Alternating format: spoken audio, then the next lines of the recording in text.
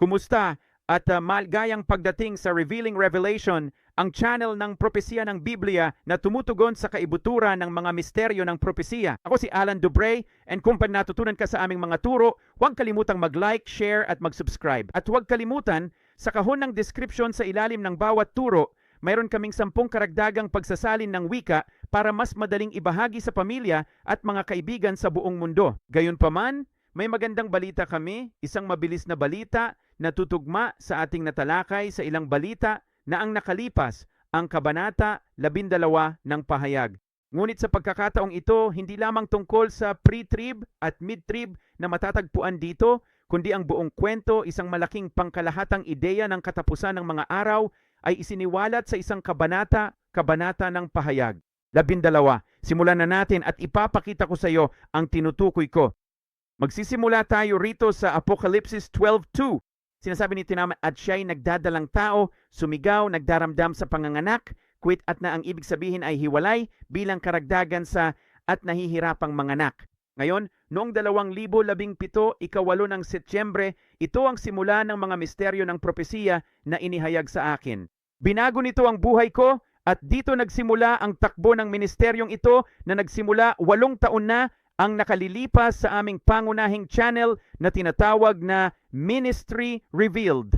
Mayroon tayong 2.5 oras na malalim na katuruan tungkol sa Apokalipsis 12 at kung paano nito inihahayag ang lahat ng ito. Ngayon, gagawin natin itong maikling pagtuturo upang mas maunawaan mo ito. Ngayon, narito na ito mismo.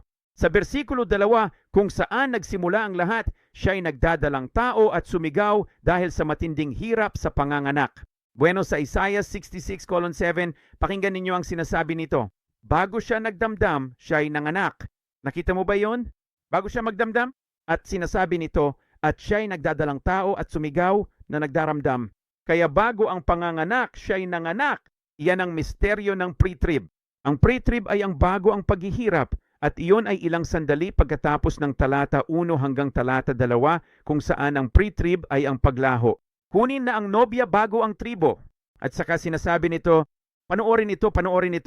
At sa pagkatapos ay sinasabi nito, bago dumating ang kaniyang paghihirap, siya'y nanganak ng isang anak na lalaki. Ano ang bago ang sakit? Ang paghihirap. Kaya may isa bago ang paghihirap at ngayon ay may isa bago ang sakit. At ano ang mauuna bago ang sakit? Ang paghihirap. Ang paghihirap na iyon na narito mismo ay ang 40 araw ng anak ng tao pagdating niya sa diskurso ni Lucas, pagdating niya bilang ang nakasakay sa puting kabayo pagkatapos ng 7 araw na kasalan ng mga hentil sa langit. Kung gayon, ano ang sinasabi nito? At nasasaktang maipanganak. Ano ang sinabi ng Isaiah 6? Sabi sa Isaiah 66:7, bago siya nagdamdam ng sakit, siya'y nanganak ng isang lalaking anak. Kaya iyan ang 40 araw bago ang sakit. Ano ang kahulugan ng sakit? Kung babasahin natin ang Apokalipsis 12:2 sa ating Strong's Concordance, sa eSword, makikita natin na ang salitang nahirapan ay nangangahulugang pahirapan, kirot, paghihirap at sakit. Ito ang kahulugan ng simula ng kapighatian at ito ang simula ng 14 na taon. Ang katapusan ng mga araw ay 14 na taon at isang panahong tinatawag na itaas na 50 araw.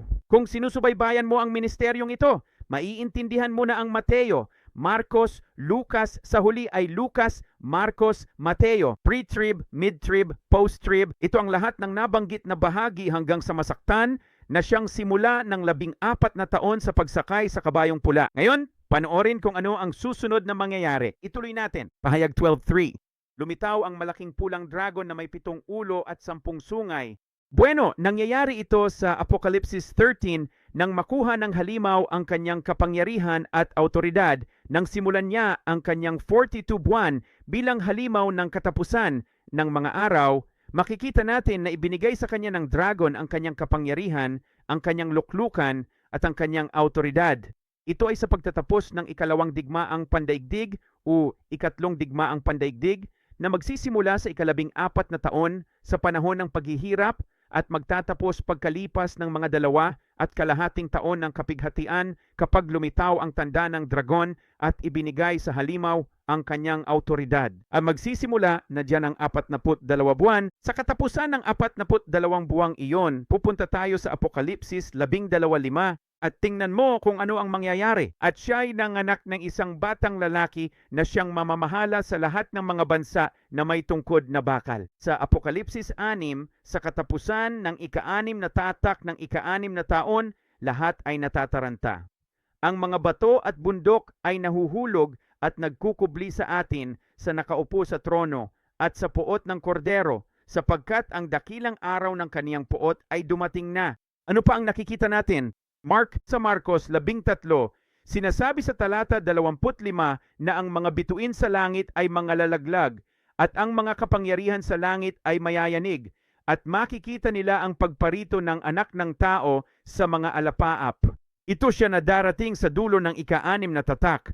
Tingnan ang nakasaad, at ang mga bituin sa langit ay mahuhulog. Ano ang sabi sa pahayag 6?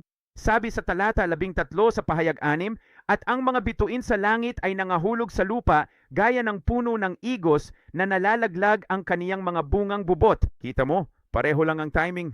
Ngayon, panoorin kung ano ang mangyayari. Kung pupunta tayo sa Apokalipsis 2, makikita natin sa dulo ng ika-4 na simbahan, ang dulo ng Tiatira, sinasabi sa bersikulo 27, at pamamahalaan niya sila gamit ang isang tungkod na bakal. Gaya ng mga sisidlan ng isang magpapalayok, ay mga dudurog ang mga ito, gaya ng tinanggap ko sa aking ama, at ibibigay ko sa kanila ang tala sa umaga. Pareho lang ang mga salita dahil alam mo kung bakit? May misteryo ang pagkakaayos ng 7 simbahan sa Apokalipsis 2 at 3. Itinuro namin ito ng detalyado sa channel na Ministry Revealed at sinuri ang 7 simbahan ng huling mga araw. Ang dahilan kung bakit mayroong 4 na kabanata, may 4 na simbahan sa kabanata 2 at 3 sa kabanata 3, ay dahil sa katapusan ng bawat isa ay ang pagdating ng anak ng tao. Itong nasa katapusan ng 6 na taong tatak at sa katapusan ng pahayag 3 ay ang pagdating ng Panginoon kapag bumababa siya sa bundok ng mga olibo. At makikita mo itong binibigyang kahulugan dito mismo kapag siya ay dumating sa katapusan ng 6 na taong selyo. Ngayon, masdan ninyo kung ano pa ang sinabi ng Apokalipsis 12. Pagkatapos, dumating ang anak ng tao, sinasabi nito, at ang kaniyang anak ay inagaw pataas. Ito ang aming ipinakita sa inyo sa mga turo. Kung sinusubaybayan mo ang 2 Korinto Kabanata 12, ang mga bago ang trib ay yaong mga na kay Kristo na mahigit 14 taong gulang tulad ng ipinakita namin sa iyo. Sa itaas, sa 14 na taon nang nakasakay sa pulang kabayo, may pre-trib na patungong 3 langit. Ngunit ang kalagitnaan ng tribo ay pagdating ng anak ng tao, kaya makikita sila sa dulo ng ika-6 na tatak at ang dakilang karamihan ay nasa Kabanata 7. Saan sila pupunta? Inagaw pa itaas, pumasok sa paraiso. Ginagamit nito ang eksaktong parehong salita na huli. Pagdating ng anak ng tao, may pag-agaw sa kanila gaya sa Apokalipsis 6-7 at dinala ang malaking karamihan sa gitna ng tribulasyon. Ano ang susunod? Bueno, tapos na ang 7 taon ng mga tatak and napanahon na ng 7 taon ng mga trompeta. Ngayon, nawasak ang halimaw sa pagdating ng Panginoon sa dulo ng ika-6 na tatak na may 10 sungay. Tingnan ang susunod na mangyayari. Meron na tayo ngayon sa Apokalipsis 12:6, isang paglalarawan ng 1,260 araw. Iyan ang tinatayang unang kalahati ng mga paghatol ng trompeta. Ano ang nangyayari sa panahong iyon? Nagdigmaan si Miguel at ang kaniyang mga anghel laban sa dragon sa loob ng 1,260 araw. Pero ano ang nangyayari sa daigdig sa panahong iyon? Sabi sa pahayag 11:3, yuyurakan ng halimaw sa loob ng 42 buwan at ang 2 saksi ay magpopropesiya ng 1,260 araw. Iyan ang unang kalahati ng mga trompeta. Pagkatapos ng kanilang 1,260 araw, ayon sa Apokalipsis 11:7, pagkatapos ng kanilang patotoo, ang halimaw mula sa kalaliman ay makikipagdigma at dadaigin sila. Okay? Kaya may digma ang magaganap sa puntong iyon. At nakikita natin, kailan matatapos ang 1,260 araw na ito? Sinasabi nito na lalabas ang halimaw mula sa hukay. Sa pahayag 9, sa ika-5 trompeta ng kapighatian, sinasabi, may bituin na nahulog sa lupa at binigyan ng susi sa hukay na walang hanggan at binuksan niya ito. Ibig sabihin, sa Apocalypse 17:8, ang dating halimaw ay natapos na sa pagtatapos ng mga tatak. Hindi siya ganoon dahil tinalo siya ng Panginoon at ito ang 1,260 araw hanggang sa ano? Sa gitna ng mga trumpeta matapos ang 1,260 araw, aakyat siya mula sa kalaliman patungong kapahamakan. Tapos na ang takdang panahon, itinaboy na si Satanas at bubuksan na ang hukay. Nakikita ni Satanas na maikli na lang ang kaniyang panahon, okay? Itinapon siya sa lupa at ano ang gagawin niya? Hahabulin niya ang babae na lilipad gamit ang mga pakpak ng agila papunta sa ilang sa loob ng isang panahon, mga panahon at kalahating panahon na nangangahulugang 1 plus 2 panahon plus kalahati sa kabuuan ay 3 at kalahating taon. Poprotektahan siya hanggang sa matapos ang 14 na taon. Pero ano ang mangyayari? Tatakas siya at hahabulin siya ni Satanas na may tubig na parang baha. Ngayon tandaan, hinahabol niya ang tubig na parang baha, ngunit mayroon na ngayong digmaan na sumiklab laban sa dalawang saksi. Gaano tatagal ang digmaang ito laban sa dalawang saksi? Sige, tingnan natin. Sa Daniel Kabanata 9, sa talata 26, pagkatapos ng 7 taon na parang 7 linggo at ang mga 3 at kalahating linggo ay 3 at kalahating taon, ang muling pagtatayo ng lungsod at mga lansangan ay natapos na. At kung magkagayoy wawasakin ng bayan ng prinsipeng darating ang lungsod at ang santuwaryo at ang wakas niyaon ay sa pamamagitan ng isang baha. Ayan na. At pagkatapos ay sinasabi nito, at hanggang sa katapusan ng digmaan, ang mga pagkawasak ay nakatakda na. Ano ba ang digmaan? Iyan ang digmaan laban sa dalawang saksi. Gaano katagal kaya tatagal ang digmaang ito? Sige, tingnan natin. Sa pahayag 11, sinasabi na ang halimaw na umaahon mula sa kalaliman ay makikipagdigma laban sa kanila. Kaya alam natin na ang digmaan ang nagsisimula rito, ngunit kailan ito matatapos dahil sa Daniel sinabi na ito ay magtatapos. Aba, 3 at kalahating taon na lang ang natitira sa loob ng 14 na taon. At makikita natin sa Daniel 12:7 gaano katagal ito, di ba? Hanggang sa matapos ang lahat ng mga kababalaghang ito. At sa versikulo 7 ay sinasabi, sapagkat sa isang panahon, mga panahon at kalahating panahon, pagka natapos na ang pagpapakalat ng kapangyarihan ng banal na bayan, ang lahat ng mga bagay na ito ay matatapos. Pansinin na walang katapusan. 1, 2 at kalahati lang naman.